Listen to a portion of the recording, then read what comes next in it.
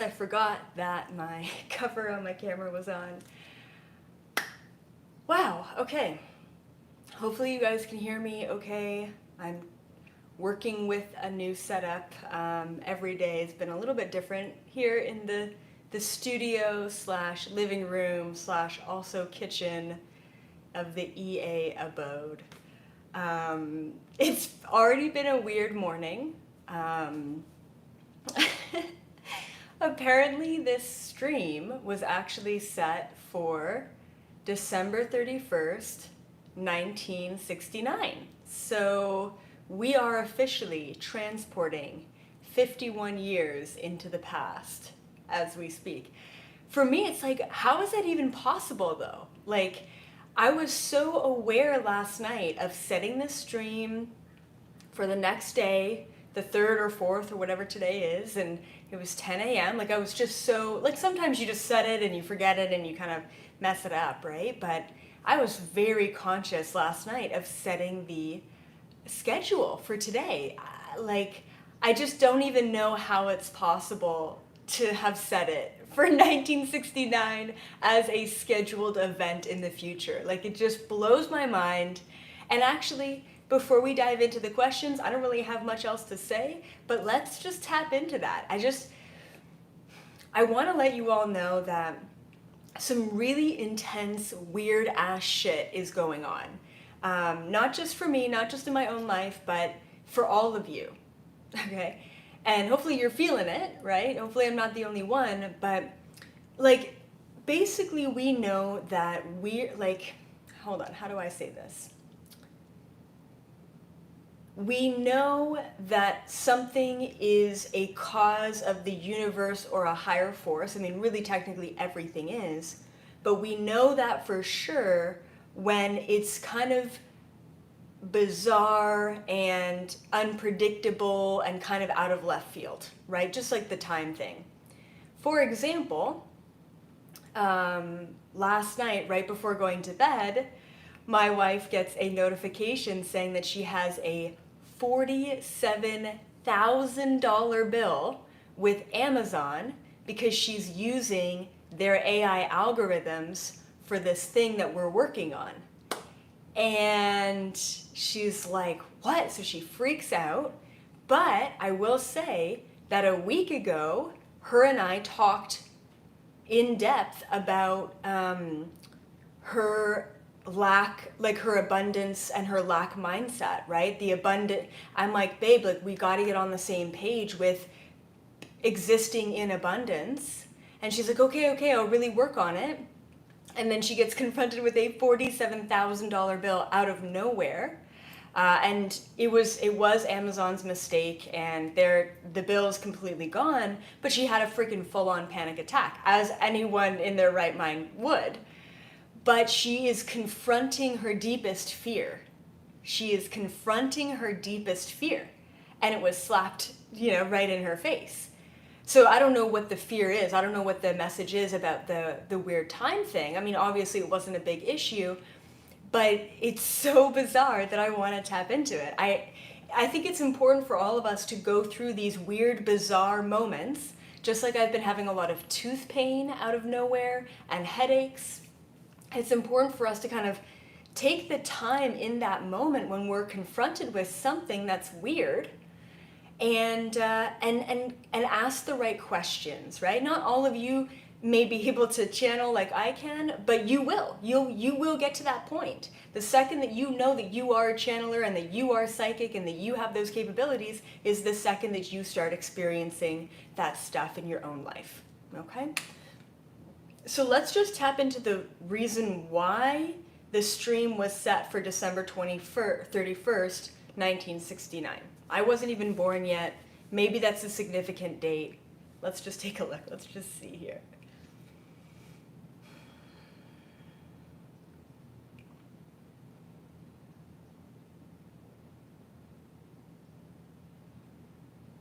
Oh, okay.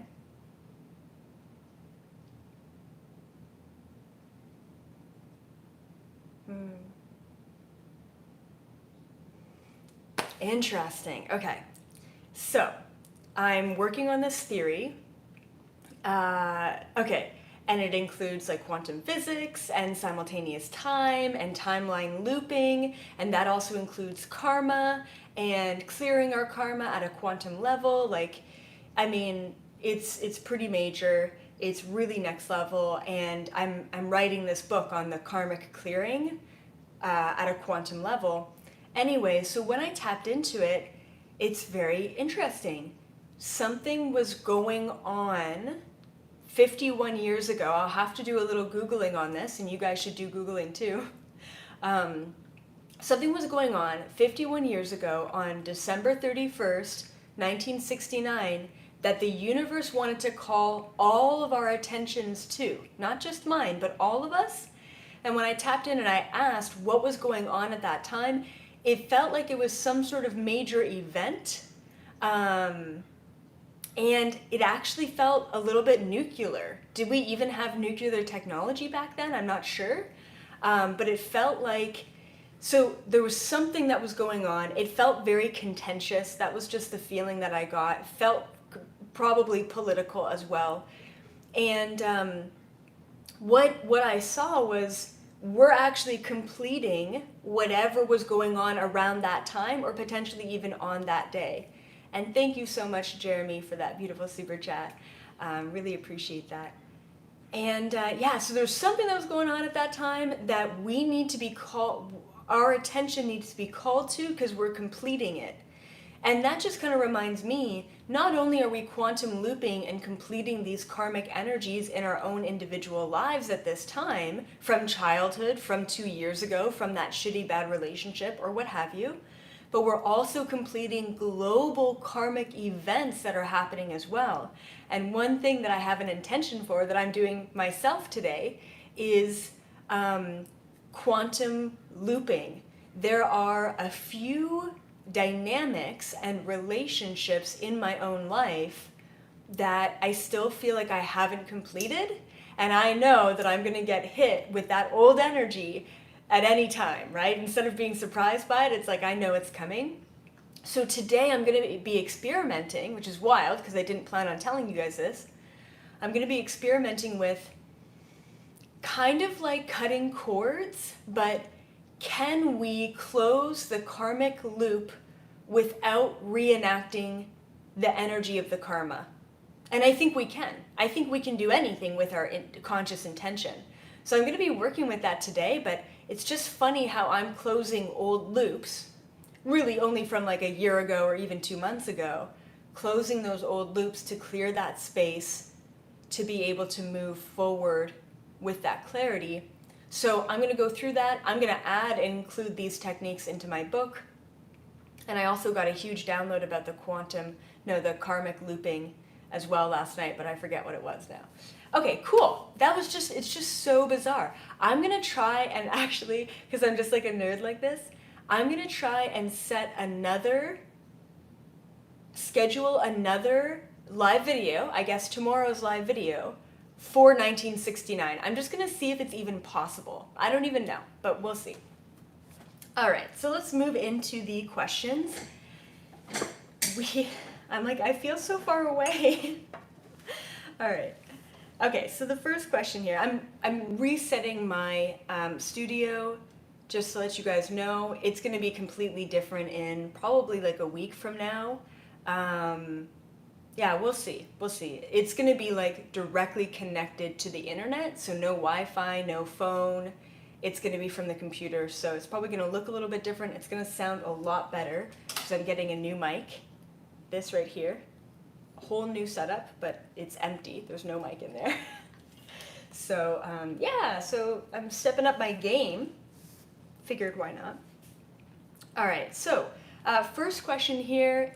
They didn't want to be named, so this is from Anonymous, but all of these questions are from my members. And so many new members recently, so welcome to all of the new members. Definitely check out the Discord channel with the membership chat, and then I always love chatting with all of you guys, right before the live video. And there was something else. Oh yeah, I just wanted to remind all of the members that right after Monday's video, we post the Q&A for Sunday. So if you want to get in on the Q&A, it's all based on an upvote system. So you have to like the questions that you want me to answer, or you write a question that you want me to answer. And the sooner that you write the question, the more time people have to upvote it. So basically, it's more likely that your question is going to be in. One more thing that I want to mention about the questions is some of you guys have really great questions that have a lot of upvotes, okay, from members, but I just don't have the answers for those questions, so I don't answer them. And I could potentially read off the entire question and then say, I don't know, which is fine too. And sometimes I do that if I see repeated questions. But I want to let you guys know, it's not that I'm missing those questions, it's that I'm purposely just not answering them because I don't have the information. All right, okay. Okay, so first question here from Anonymous. My question is, if prostitution is something that happens in higher dimensions, is it something that other dimensional beings desire to experience, or is it something that just happens here on Earth? Also, if there is any karmic energy from this profession, and any advice you would have for someone on how to clear it or navigate this. Good question. Alien mug. There's no other way. Okay, so I haven't been to all of the planets. I haven't observed all of the species, so I really don't know. I really don't know how common prostitution is in other cultures, species, dimensions. What I do know for sure, and most of my knowledge on other species, it really relates to the Galactic Federation, and it really relates to the beings who work for the GFL who are on those spaceships. Back in the day when I first started astral traveling, I would go to all these different planets, all these different dimensions, experience all these different beings. But honestly, as of late, I really just kind of know the meanderings of the beings on the ships, which is quite a limited view. There's so many other channelers and remote viewers who know so much more about other planets. I don't even know the names of most of the planets out there. So I really am lacking that information in that way. What I will say though, and what I have observed from the spaceships is I don't want to say all, but a lot of other beings do enjoy other forms of stimulation. So a lot of beings don't have sex organs. So sex or reproduction isn't necessarily the event that it is here on this planet. And a lot of other beings are actually pretty envious of human beings for having things like sex organs, right, for example. So there is an industry for sensory experience out there for other beings. What I've seen, because the one time, a couple of years ago, I wanted to ask them, like, do you guys party? Right? Of course, I was in university at the time. Do you guys party? Do you guys drink? Like, what do you do for fun, right? And they do. There is actually a version of partying, and it kind of looked like a bar or a club, but the bar, instead of having like drinks necessarily, there was these it looked like these clear vials with clear liquid in them. And you would take the vial, and it was really cool because the being who was showing me around at that time, I forget even who it was, I don't think it was a gray though, he said, hop into my body to experience what this feels like. And I'm like, what? Okay, because I was just in my astral body. So I hop into this being's body who just took this vial, and I felt weird. It literally felt like I was drunk. So there's these different vials, I guess chemical concoctions that create different experiences, but they've also been designed to last maybe 10 minutes, maybe 20 minutes, right? Maybe you can even ask the bartender how long you want the experience to last. So they do love different sensory experiences, but as far as like prostitution and sex in that way, on other planets, probably. I wouldn't be surprised at that. I mean, it's one of the oldest running jobs on this planet, right? So yeah, it's a very interesting question. As far as karma created, I would just recommend, as far as any karma clearing, to ask for that energy to be cleared within your vibration. And these days, I don't know about you guys, but what happened just yesterday? So, like, literally, I talked about something, and it was a very odd thing, and 2 hours later, it was like in front of me. It was manifested. It was so odd. Really wish I could remember what it was. Anyway, manifestation has been really sharp and really, like, just unbelievably next level in kind of a scary way. So when you ask for karmic clearing, when you ask for healing, when you ask for manifestations, it's intense. Like, it's going to come back to you. So take responsibility for what you're thinking of, what actions you're putting out there, and what you're asking for. Good question. Thank you. Thank you. All right, next question. We've got a couple new members here. From Stephen W., brand new member. For the population living inside Earth, are they going to stay inside Earth after shifting into 5D, or will they rise above Earth? Really good question. Same sort of thing. Like, years ago, I used to be really kind of borderline obsessed with going inside the Earth, like finding the tunnels, going into inner Earth. And I had a friend of mine who's actually the founder of Collective Evolution. I don't know if you guys know them, but they're amazing, kind of like a spirit science, but in a different way. And yeah, so he was a friend of mine, and I used to do retreats at his retreat center. And he knew people, you pay a pretty big fee, but he knew people that would literally take you on a pilgrimage into inner Earth. And he said that there was giant reptilian guards that you had to get through, and it was cold, and you had to bring oxygen only for the part in between above ground and inside, because inside they have their own sun source, and it's very tropical looking. I have been there in an astral, but anyway, I was very obsessed with actually going there, and I found a buddy who was obsessed with going there too. So as far as inner Earth rising into 5D frequency, of course they are ascending as we are ascending, but as far as them making contact with us above ground, I believe that there are beings who look very humanoid who have already started to come above ground to make contact with us. I do believe also that there's going to be like, let's call it an open gateway between inner Earth civilizations and above Earth civilizations and above Earth civilizations. And I think that that might be in like 50 to 80 years. Who knows though? Things are happening really freaking rapidly. Who knows what's going to happen in the next 180 days before the stimulus bill or while the stimulus bill is being signed? Very interesting stuff. So eventually we will have an open communication between inner Earth civilizations and above Earth civilizations, right? The GFL and what have you. So yeah, so we can look forward to that and expect that. It may not be in our lifetime. It may be in your children's children lifetime, you know, so. But good question. Thank you, Stephen. Okay, question here from Scrappy Lemons. Interesting name, and you're a brand new member, so welcome.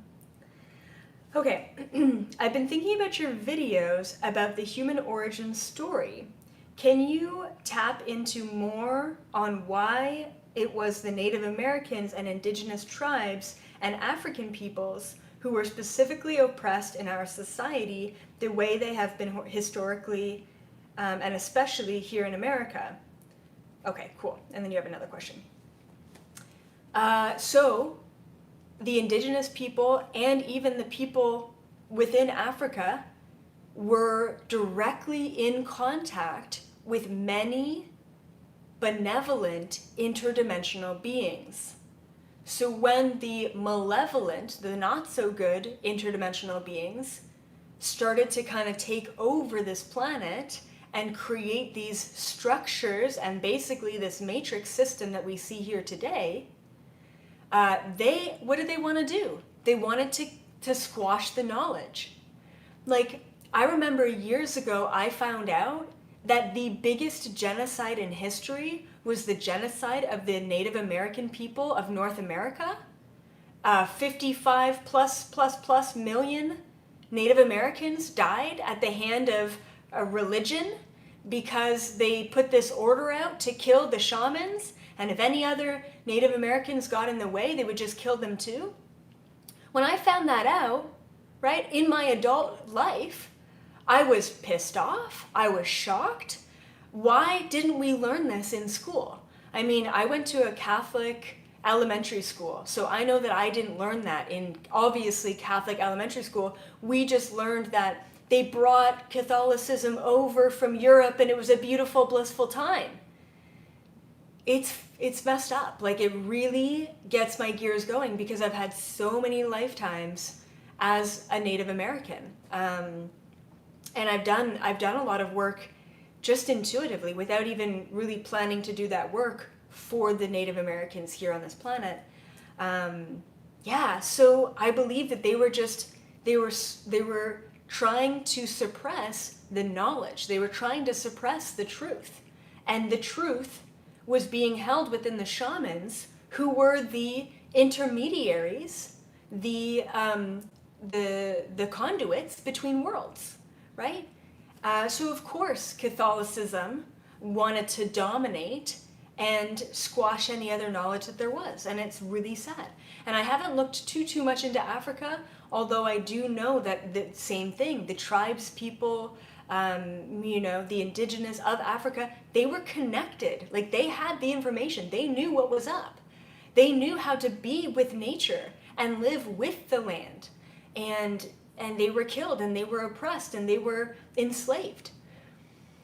Yeah, so anyway, just interesting. Oh yeah, and then also a question that you added to your question is, also, why are blue-eyed beings versus non-blue-eyed beings pegged as Pleiadians?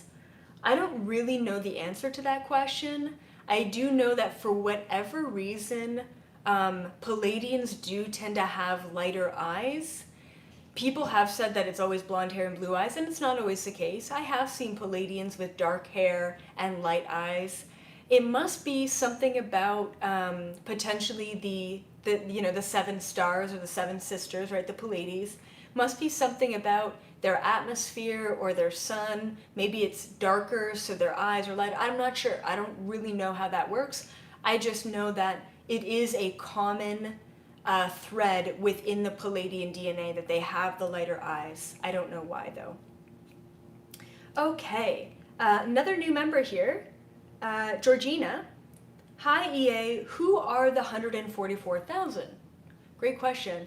So, ever since my first Galactic Federation meeting inside the moon back in 2011, they told me that the 144 were invited to that meeting, right? And so that was the first time I ever got introduced to that concept. When I started doing a little bit of research on the 144,000, all I saw were religious and biblical texts relaying what the 144,000, I don't even remember anymore what the Bible says about the 144,000. I just remember that it was a biblical term. I don't know, maybe fill me in the comments, I'm not sure. From what I understand, the 144,000 are supposed to be the souls coming to this planet or coming back to this planet after some cosmic retirement, and they're supposed to liberate us or help us or evolve us or transmute us, like basically just help evolve us. Back then, I thought that it was the 144,000 and only the 144,000. And now I realize that there are a lot more beings than just 144,000. So I don't really know how the hierarchy works. The concept of the 144,000 is that these souls are supposed to be born here to kind of help liberate or move us forward. But like I said, there are way more ambassadors, starseeds, light workers, healers, grid workers, you name it, that are here above and beyond the 144,000. And that concept hasn't really come back to me, and it hasn't been explained to the next level, because probably it's kind of irrelevant at this time. We just need to know that, hey, all of you are a part of it, and now is the time to take action, right? So hopefully that answers your question, but thank you for that, Georgina. Okay, another question here from Scrappy Lemons. Hi EA, I know you're not doing one-on-one readings anymore, but can you recommend others who know how to help tap into the Akashic Records, past lifetimes, interdimensional lives? I don't. Unfortunately, I haven't. I found some very special individuals. Like if you've ever emailed me, you know that you get an email right back that says, hey, check out Sharma, for the reptilian detachment, and check out Charlotte, who's really beautiful, and she's basically my therapist, and she's very intuitive and just a very lovely soul. So I've got people that I really believe in, and that I'll promote them till I'm blue in the face without getting anything back, right? There's no ulterior motives other than these people will help you. I have yet to be able to find a channeler who does specifically what I target or focus on. What I recommend though, and the reason why I wanted to include this question, even though I don't have an answer for you, is this is the time to start exploring past life regression and a trance-like state for yourself, okay? And I really am a huge proponent of go to the people who specialize in those modalities. Definitely invest the money, invest back in yourself, go get some energetic healing, go get some acupuncture or what have you, right? I highly recommend, it's important for us to do that.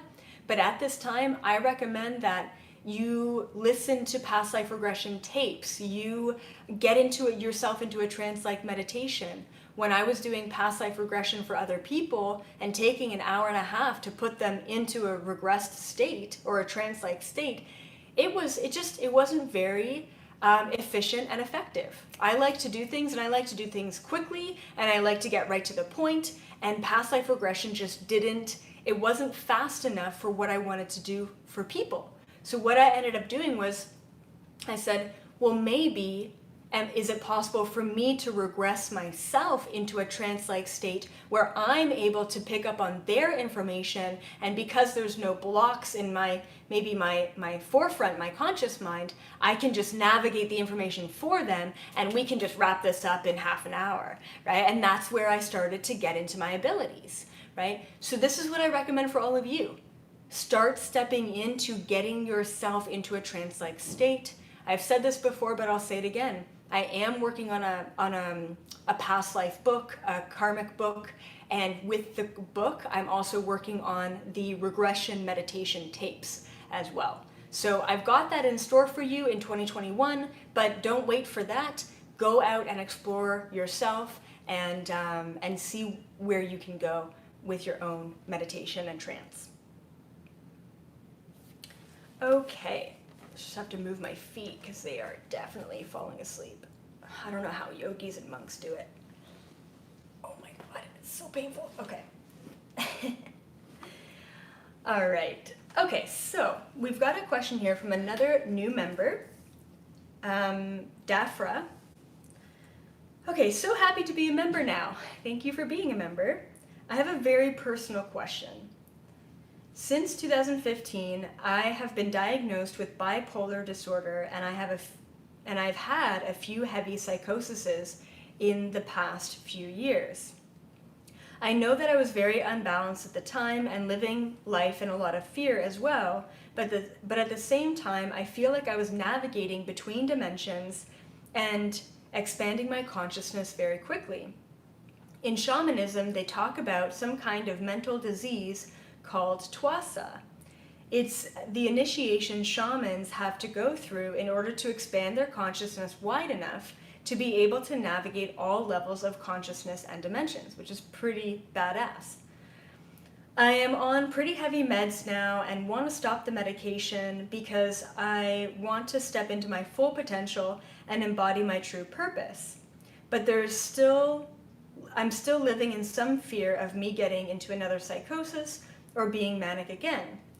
Can you tell me if I was in twasa, and if there's a possibility for me to stop using meds without the fear? Okay. I really wanted to include this because pretty much, my whole life, I've had a fear of going into psychosis or losing my mind. Luckily, these days, I actually really purged out that fear in 2021. There was about 3 months. It was between, I want to say July, August, September of this past year, 2020, of this past year, where I literally felt like I was too ungrounded, right? So I've had this fear for a while, and upon having this fear, of course, I've been very tuned in past lifetimes.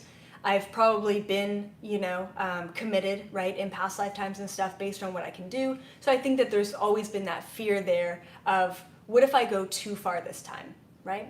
And that's probably a very common fear with most channelers, I would assume. At the same time, I've also attracted a lot of really good and best friends at the time who have gone through psychosis. So what I understand, and of course a lot of my clients as well have experienced psychosis, what I understand about psychosis, and guys, I'm not a medical doctor, I don't diagnose, this is not my field, this is just my opinion, okay? My opinion is that when we want to expand and open up our third eye, and we do this at such a rapid pace, it'll lead us into this place where all of a sudden we don't have a grip over this world.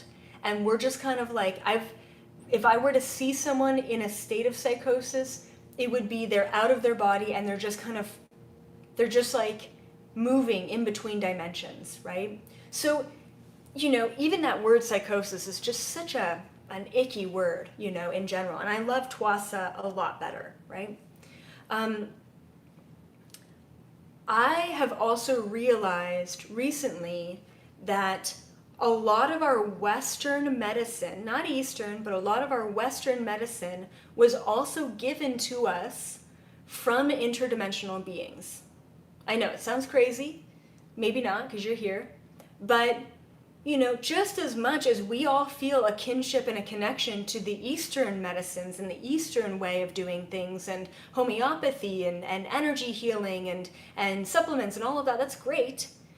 But I am also a believer in the 50-50, right? I believe in the Eastern just as much as I believe in the Western. There's a lot of messed up things that the Western society will do with medicine and it's not great. It's very corrupt in so many ways, right? Big pharma, I know all about that. But there are uses for certain things. And I do have a friend right now who is also diagnosed with bipolar and who has also gone through psychosis multiple times in the past couple of years. And she's on medication. And, as much as she wants to get off it, I always tell her, feel it out for yourself. You will know. So, for you, I just want to say, Dafra, that there should never be a big push to get off the medication because you think that it's wrong to be on it. It's like drinking a coffee, right, in your day. Loving coffee. It's like drinking a coffee, right? There's a use for it. But if we perceive it as wrong, it's going to create disharmony in your body, okay? So I'm not all for it and I'm not all against it, but it's always up to you how you feel about things. But we need to transmute any sort of icky feelings that we have around something that is actually helping us ground. Anytime I take a look at someone who's on medication, psychosis medication or schizophrenia medication or what have you, it always feels like that medication is a huge anchor. It's a huge grounding force. Now, likewise, I've read friends and family and other people and clients who have been on antidepressant medication, and they've been on it for 8 years, and the information that comes through is like, whoa, you need to start separating yourself from this and utilizing healthy methods of stimulating the serotonin and dopamine in your own mind, right? So it's different for everyone, but you have to transmute the idea of I don't want to be on this, or I shouldn't be on this, you know, and appreciate it for what it is. Okay. So, yeah, absolutely. I mean, this going through psychosis is a huge awakening. It's a huge rebirth, and some of the most powerful people that I've ever met have gone through major mental health issues. And I'm sure a lot of the asleep people out there think that I'm going through major mental health issues right now, right? So, yeah, so you're powerful, but allow yourself to integrate into that power rather than opening it all up all at once and just getting into it. It's got to be a balance in everything. All right. Okay, so question here from Emmy Starlight. How did they build the pyramids? So curious. All right. So, you know, I did check into this because once again, I was curious too years ago when I started astral traveling and remote viewing. And two things that I want to mention of how. One is it was so peculiar, it literally looked like they built the pyramids from the top down. It literally looked like, at first I thought it was like an inverted pyramid or something was going on, but no, it literally looked like they built it from the top down, and they built it with anti-gravity technology, and I know that for a fact. Now, as far as anti-gravity technology, of course, interdimensional beings and the Anunnaki and whoever was there at the time, they had access to this kind of technology and other sort of technology as well, like laser stone cutting, and we see that in many different sites and places all over the world. So with the pyramids, but also really any sort of site, I don't know how else to say that, you know, like an archaeological site. Most of these sites, like Stonehenge, right, just these impossible feats of our before humans. It's like, how did they do that? A lot of these sites are built on the ley lines. When the ley lines intersect, it creates a portal or a vortex. That portal or vortex energy has a heightened electromagnetic frequency. So with that heightened frequency, it's very easy to create, or I guess work with anti-gravity, or with anti-gravity technology. So I believe that a lot of these sites were actually built with anti-gravity technology, especially because they were built on portals, and a lot of the portal work was actually like what I saw, the one image that I saw, and this was actually not too long ago. Like I looked into the pyramids maybe 10 years ago, and then I re-looked into them maybe 2 years ago. What is time? Apparently it's 1969. And yeah, it was so interesting.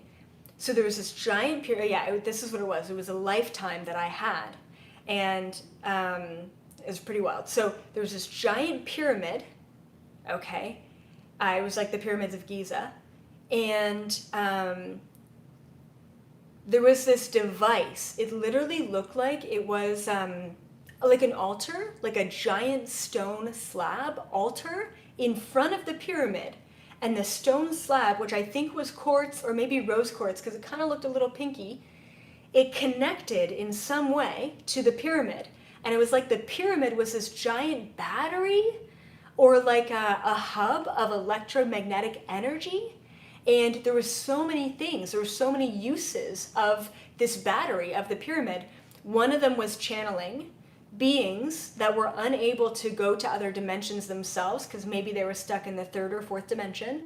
They were able to travel and channel and gain access to information from the ethers because of the pyramid. There was reverse aging. So I don't know how, like, I don't know if like you press a button and you start up the pyramid and it starts, or it's just always connected. I'm not sure how it works.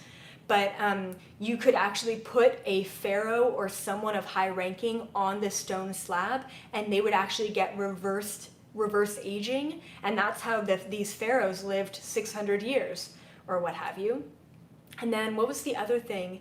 The channeling, the healing, the reverse aging, and then like I said, it was kind of like Tesla technology in the way that it was a generator of sorts, and it would generate, and and even project electricity to other hubs, right? So it's like if you had the pyramids there and then you had another pyramid on another ley line, some distance away, that giant pyramid could generate the electromagnetic energy in another pyramid or another hub at a distance away. And then same thing, the reverse aging, the healing, the channeling, and then the electricity was there as well. So just very fascinating. That's take it or leave it. It's pretty contradictory to what historians say about the pyramids, but yeah, it's one of those missing links, and it's also very fascinating how the Egyptian governments are very protective over the contents of the pyramids. All right, great question. Okay, moving on to Cassandra Knight. Ascension symptoms and COVID symptoms are really similar, and they haven't isolated the virus yet, as far as I'm aware. Is it possible that COVID was created to explain people's ascension and taint it with fear? That is a great point, and I don't really have much to say about that. I'm going to leave it there. I do, however, believe that there is a sickness, an illness, okay, a virus, whatever you want to call it. I do believe that something like that is going on. I've kind of made a hint of a statement before about this, but I'll say it again. I believe that those who are getting the virus, okay, are actually experiencing an upgrade. So, we've got the ascension symptoms, we've got the virus symptoms, right? Very similar, yes, indeed. But it's funny, it's like, I do believe that they're two different things, but also similar in the way that getting this sickness, what I've channeled anyway, take it or leave it, because this may be really triggering, is the ability for us as human beings to upgrade our DNA. And the GFL and other beings have told me this many years ago, that getting sick is a prime time to get upgraded, because you're not doing anything, you're taking care of yourself, you're not even moving, and you're allowing your body to get this upgrade all at once.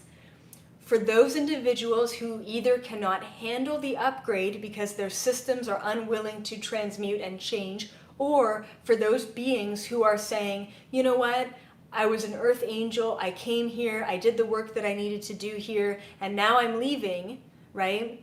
And they're taking the exit points. So the exit points that are being taken from the virus, and I do believe that the numbers are way overvaluated. I believe that there is a lot of fear tactics. I believe that there's a lot of fuckery going on, but I also believe I'm 50-50 on it, right? Like I'm not all for it, all against it, I'm just kind of navigating, but I do believe that those exit points that people are taking are either because they are unwilling to transition into the new 5D system, or they've always been 5D and they are the most beautiful soul you could ever imagine, and their work here is done, right? So those are the people getting sick and taking the exit points, and then for everyone else getting sick, they're upgrading. There's an upgrade that's happening. And it was the Galactic Federation who told us not too long ago in one of the GFL summits that they have been working with the strains of the virus to change it so that it's not as detrimental as it was initially. And that's why we're seeing different strains that are appearing, because it has been messed with in that way. Yeah, that's all I'm going to say about that. I wasn't going to say anything, but now I've said too much. All right, it's all good. Hopefully that makes you feel better. And that's why I think some people are getting different symptoms than other people, because their bodies are taking the upgrades in a different way. How much work have you done? Okay. All right, next question here from Adam Blom, another new member. Hi, Adam and Mitch. Hi, EA. Do you personally know where you're going after this life to hang out? Or have you not decided yet? Maybe ask your higher self. Cool question. So yeah, I'm definitely not coming back here. But I don't believe that I've looked into what that next lifetime is. Most likely I'll just go back to the Galactic Federation and be some sort of captain or ambassador or something, because I love being in that leadership position. But I haven't taken a look at it. You know, the only future self that I know of is Khan, who's like 200 lifetimes in the future from now. So, you know, I got to this point where I was so obsessed, and that's a good word to use, with knowing everything. I mean, imagine that. Imagine you just stepping in to the ability to ask questions and get a download of information, no matter what the question is. Why is my coffee not hot? You know, why is the sky blue? What's going on? What is this desk in front of me? What is it made out of? Like, imagine that. And then imagine asking all the questions that you've ever wanted to. Well, who is God? Who built the pyramids? What happened back then? Who is Jesus, right? All of that. And then after probably like 4 or 5 years of just being obsessed with knowledge, I've really embraced ignorance, especially in 2020, in this really profound way of, I don't need to know. I don't need to know. And I feel so liberated. I feel so liberated in that state of being where I just don't need to know, where I can just be. And so the other thing too, and I've said this before in a couple of podcast interviews, that, you know, I would be so psychic, okay, in the way that I would know what was going to happen in the next moment. Like, I would even know if, like, back in the day when I was dating in university, I would know if the guy was going to call me, if he wasn't going to call me, when he was going to text me. I would get like a ding 10 minutes before I'd get a text message of like, oh, he's texting, or whatever, right? And it was boring. It literally created boredom. And then I would fill my voids in other ways. Maybe I'd fill my void with exercise or eating or whatever it was. But, you know, I was just bored because I kind of knew what was going to happen. And then I started lucid dreaming, and then I got bored in my dreams. It's like you kind of get bored of knowing it all or controlling it all. So now I'm in this beautiful place of just curiosity and wonder, and it's great. And every day is a surprise, and I wouldn't have it any other way. So, and then I just get to tap into information for the collective, right? Even better. So, okay, cool. And now Marie, another new member, you said that Nat, your wife, is clairaudient and that she hears like a buzzing. I don't know how to explain it, like a radio. It happened to me a lot in the last weeks, but actually all my life. So my question is, how can we tap into that frequency? After you've said that story about Nat, I realized that it's a thing. Perfect. Does anyone else here or anyone here who's a member, do you guys get a buzzing or a ringing or like a clairaudient sort of high-pitched whatever? Anyone else here with the clairaudient abilities? All the time lately. Yeah, totally, JJ. Yes, bunch of you. Awesome. I'm so happy I'm not clairaudient because Nat literally tells me what she hears sometimes, and I'm like I would feel like I'm losing my mind just like hearing other people's conversations and tapping into like, you know, different reptilian radio waves and whatever. Anyway, yeah, super wild stuff. So a lot of clairaudience, it starts with the ringing. It starts with the tinnitus, okay? It starts with the ringing in the ears, the high-pitched frequencies. That is you opening up your ear chakras. And in the 13 chakra system, we've got hand chakras and ear chakras. It's you opening up that chakra system and just tuning into the different frequencies. So I'm not clairaudient. I have no idea how to navigate, but upon observing that, it's like, woo, that's really coming in hot these days. So what I recommend and what I've observed Natasha doing is, instead of like kind of reacting or getting annoyed with the ringing in your ear or even having a fear around the ringing or what have you, it's really important to quiet your mind, objectively observe the ringing, and start to actually navigate it. So I told her to think about the frequency or the ringing as a radio station. And I said, you know that you are in control of turning the dial, right? And tuning into different frequencies. That's what I do when I channel. I just don't hear it. I just see it all, right? And I navigate by tuning into different dimensions. And so she started doing this, and she's like, oh my God, I'm picking up on so much. And there were all different things that she was picking up on as far as listening. So it really, like, the first step is just, it requires a lack of fear, right? It requires having no fear at all, because you have to be able to really surrender into that and embrace it without the fear. So that's really important. And then it requires you to navigate, and understanding that you are capable and able to navigate that clairaudient frequency.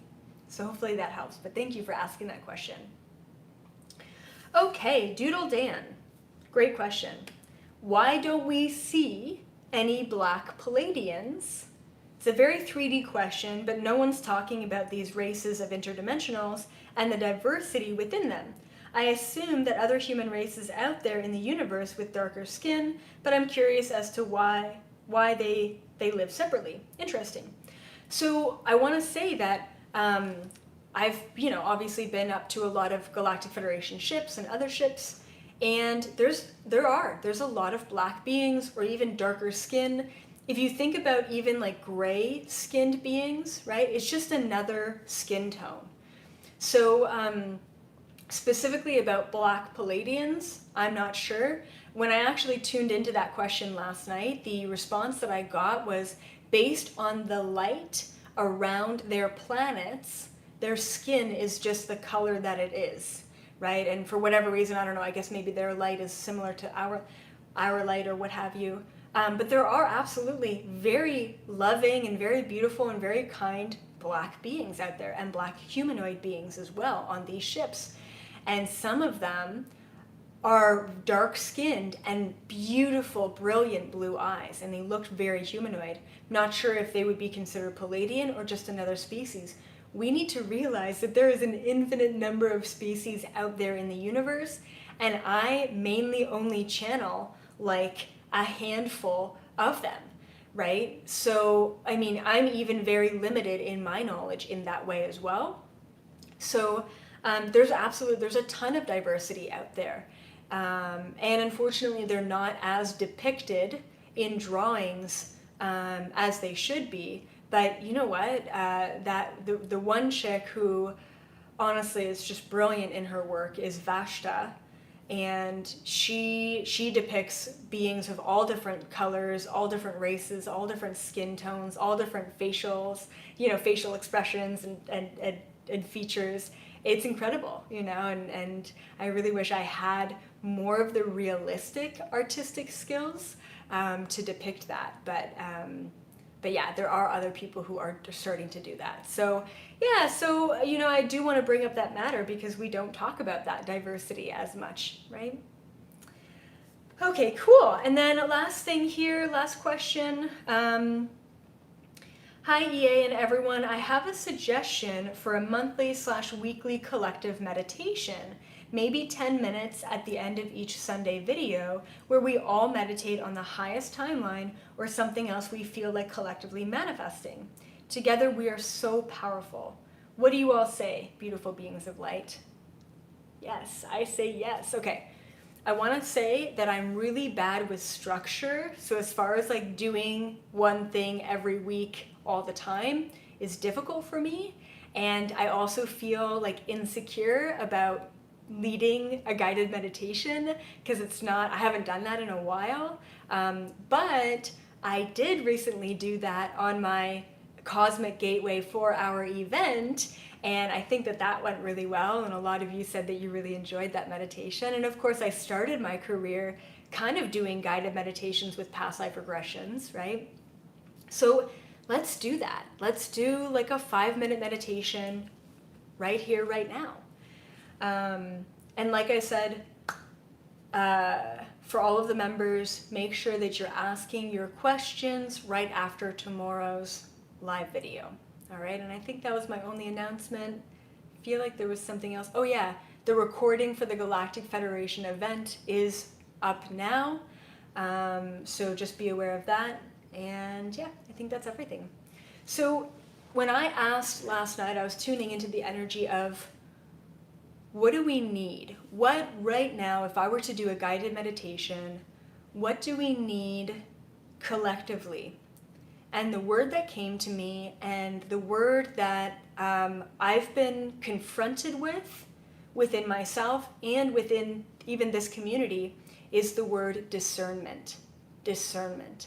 Understanding the difference between things, light and dark, really truly.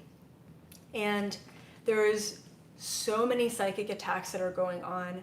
There is so much false light projection.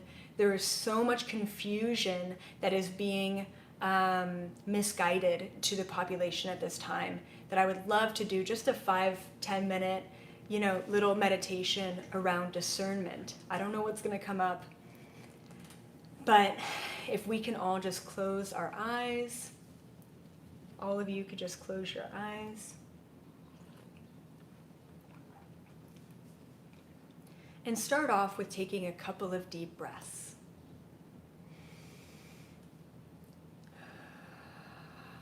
In through the nose and out through the mouth. Filling your entire lung space up with oxygen. And at the same time that you're breathing in all of that goodness and all of that oxygen, you are also breathing in pure white light directly from the center of the universe. And every time you breathe out, you're releasing anything that no longer serves you. All of the stress, all of the tension, all of the confusion, all of the self-doubt, any limiting beliefs that you may still be holding. With every breath out, you are releasing what no longer serves you.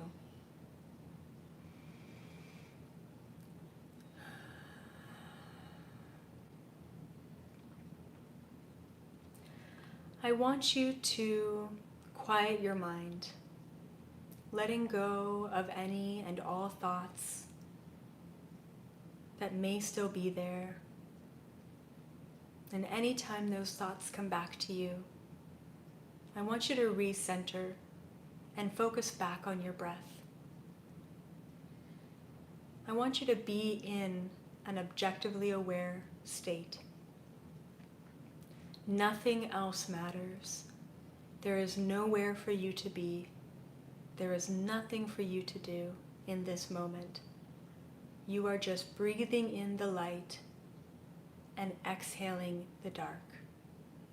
You are just in this moment.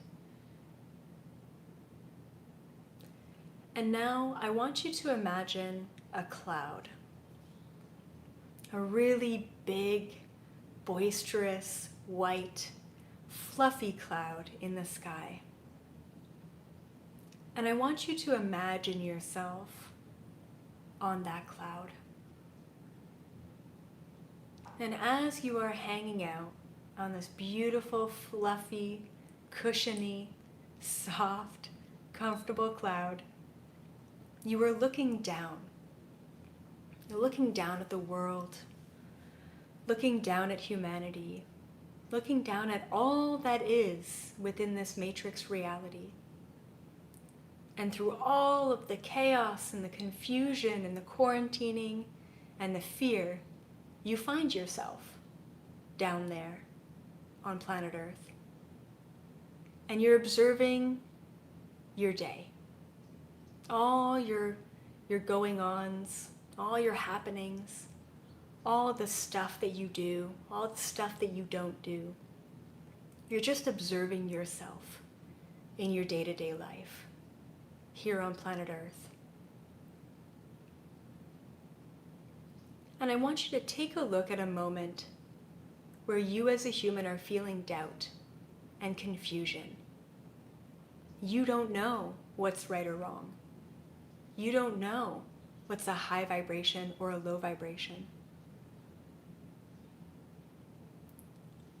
And now I want you to go to a place where you are filled with unconditional love.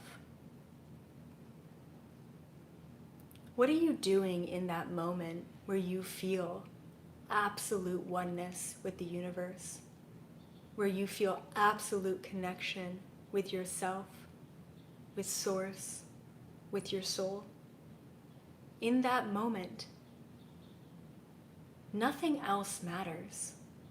None of that doubt, none of that confusion, nothing else is impeding into that moment.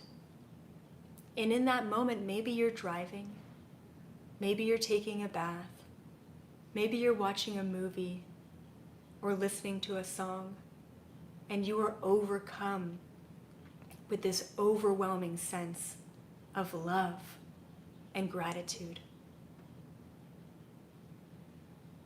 Anytime you find yourself in a moment of doubt or fear or worry or frustration or projection, I want you to remember the cloud. I want you to remember that it is just a moment in your life that you are experiencing. That all of that doubt is just an illusion.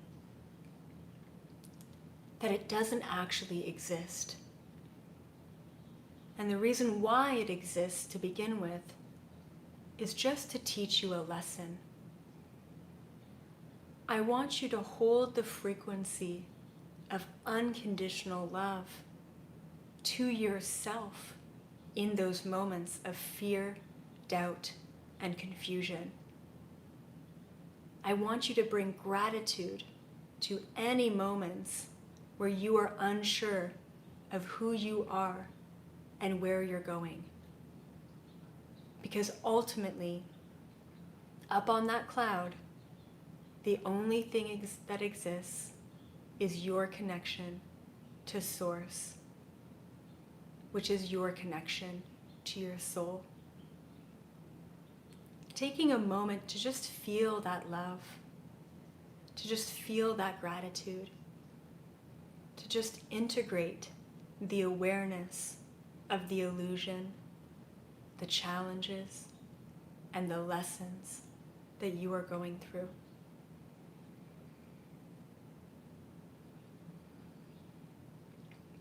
Bringing your attention back to your breath, feeling your entire being filled up with pure white light energy, with pure unconditional oneness, with true sovereignty and freedom. And I want you to observe yourself moving from the cloud, above earth, above your life, above the illusion and the polarity and the matrix. And I want you to start slowly descending down, down and down, closer and closer to your human, closer and closer to your life in this moment, closer and closer to your body. And eventually, when you feel good, I want you to step back into your body, feeling those deep breaths in through your nose and out through your mouth again, integrating your awareness of the illusion and your ability to sit in oneness. And when you're ready, you can start wiggling your fingers and your toes and open your eyes and come back into the present moment.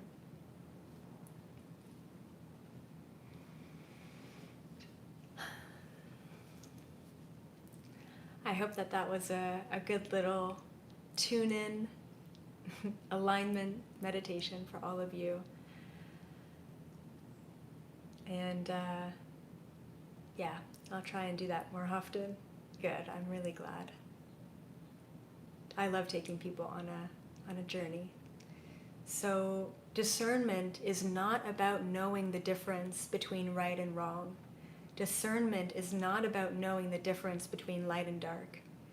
Discernment is truly separating yourself from being the player of this game to being the programmer. And that's what I want to leave you all off with. I will be back tomorrow, December 31st, 1969, kidding, for another live video. Love you guys so much. Have a beautiful and blissed out rest of your Sunday. Keep up the good work. Thank you to all of my members for being here and signing up and giving back. Really appreciate that. Bye for now.